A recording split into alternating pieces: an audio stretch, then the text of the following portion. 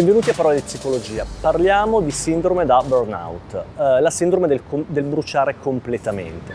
Un tempo si parlava semplicemente di un esaurimento nervoso che si poteva avere al lavoro. Ora la sindrome da burnout in realtà è una specifica sindrome alla quale possono andare incontro tutti coloro che svolgono professioni di aiuto, psicologi, assistenti sociali, poliziotti, infermieri, medici.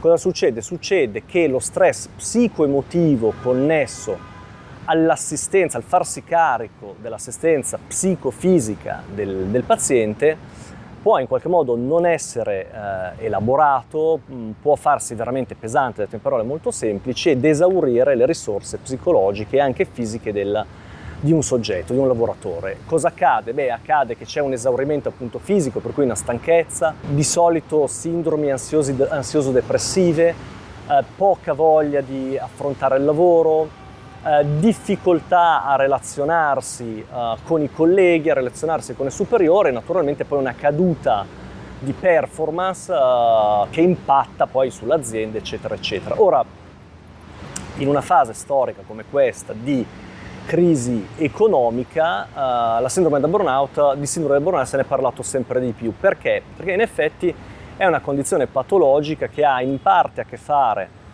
con le capacità, con la resilienza di un soggetto, per cui la capacità di un soggetto di resistere e autonomamente farsi carico, sopportare, trasformare le difficoltà che ha con una determinata utenza, in parte anche con le condizioni dell'azienda, no? Nel senso che sicuramente sappiamo che aziende che investono sulla qualità dell'ambiente, per cui che vanno, non so, l'organizzazione del lavoro, la turnistica, il rapporto fra dipendenti, fra pari grado, il rapporto per cui orizzontale fra pari grado e verticale fra subordinati e dirigenti, quadri, quello che è, aiuta l'ambiente lavorativo a non essere un ambiente nocivo e quindi un ambiente dove poi non si sviluppano o tendono a non svilupparsi queste sindromi. Per cui in qualche modo sicuramente mi sento di consigliare alle aziende un investimento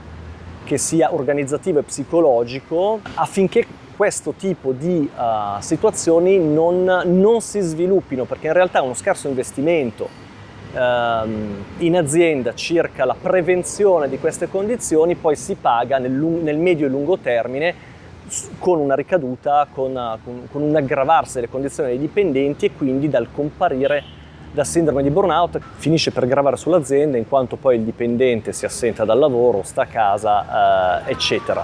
Ora, non tutti i problemi naturalmente sono a carico, non tutta la responsabilità è a carico dell'azienda. È noto che ci siano poi persone con una certa predisposizione, vuol dire condizione anche subclinica, no? Per cui non pienamente patologica, che non ha ancora raggiunto il livello di diagnosi patologica, che però posta in determinate condizioni di stress, come può essere quello dell'assistenza alla persona, slatentizzano una condizione patologica.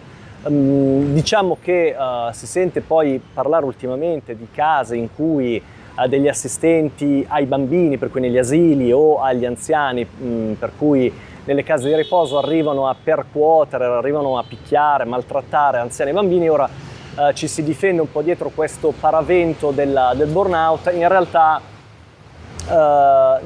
io ritengo come clinico che una condizione di burnout difficilmente possa arrivare a giustificare un comportamento iperviolento e sadico, per cui questi soggetti sono soggetti peculiari che cercano di giustificare le proprie azioni tramite un esaurimento psicofisico, ma la trovo una difesa clinica un attimino debole. Devo dire che però un fattore di prevenzione lo si può mettere comunque in atto nella fase assuntiva di queste persone e nell'offrire ciclicamente in azienda degli incontri di gruppo nei quali possono essere messe in luce comunque delle difficoltà, in modo poi da mettere anche un po' all'angolo o eventualmente estromettere dall'azienda soggetti che poi presentano delle pericolosità a prescindere dal fatto di svolgere un'azione, un lavoro di aiuto, di assistenza.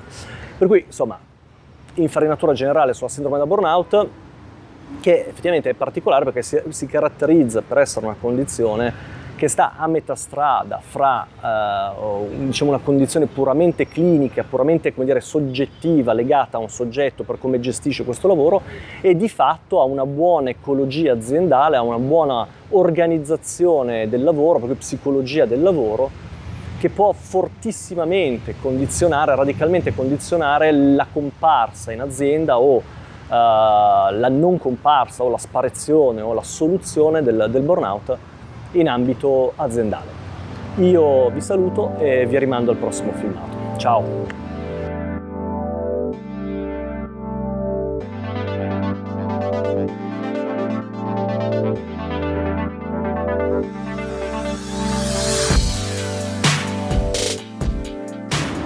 Benvenuti a Parole di Psicologia. In questa puntata...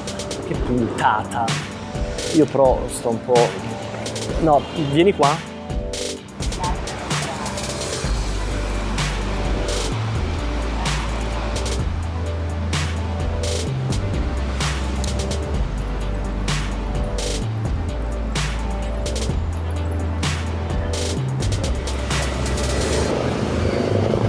Sì, vabbè, qualcos'altro, non so, deve atterrare gli alieni. Deve atterrare gli alieni.